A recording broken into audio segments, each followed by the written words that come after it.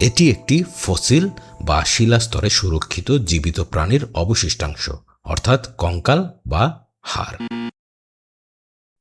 নদী তার উৎপত্তি স্থল হতে নিম্নভূমি বা ভাটির দিকে প্রবাহিত হয়, আর এই সময় সে বয়ে আনে কাদা, বালি, চুনাপাথর, জিপসাম, কয়লা অর্থাৎ জীবের অবশিষ্টাংশ সহ নানা প্রকার উপাদান। নদী যে স্থানগুলোর উপর দিয়ে বয়ে চলে সেই সকল স্থানগুলোতে এগুলো ধীরে ধীরে জমতে শুরু করে, যাকে আমরা বলি পলিমাটি। নদীতে এভাবে বয়ে আসা প্রাণীর দেহের অবশিষ্টাংশ এই পলির স্তরের নিচে চাপা পড়ে, আর ধীরে ধীরে স্তর বাড়তে থাকলে সেই পলির স্তরগুলোতে চাপের সৃষ্টি হয়।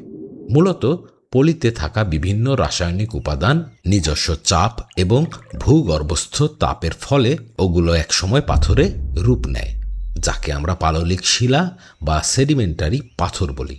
আর ফসিল তাই পাওয়া যায় একমাত্র পাললিক শিলায়।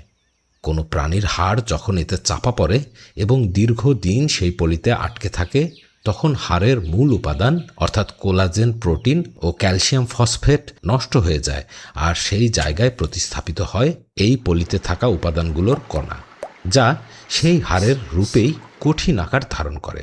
যেহেতু হাড়গুলোতে ফাঁপা অংশ থাকে, তাই সেগুলোতে কণাগুলো অতি ঘনভাবে প্রতিস্থাপিত হয়, যার ফলে আশেপাশের পাথর হতেও হাড়ের প্রতিস্থাপিত হওয়া পলি আরও ভারী ও মজবুত হয়ে ওঠে।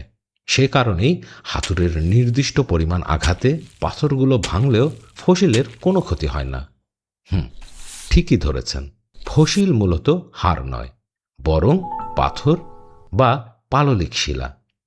আরও ভালোভাবে বিষয়টি জানতে ডেসক্রিপশনে দেওয়া লিঙ্কে ক্লিক করে সম্পূর্ণ ভিডিওটি দেখতে পারেন।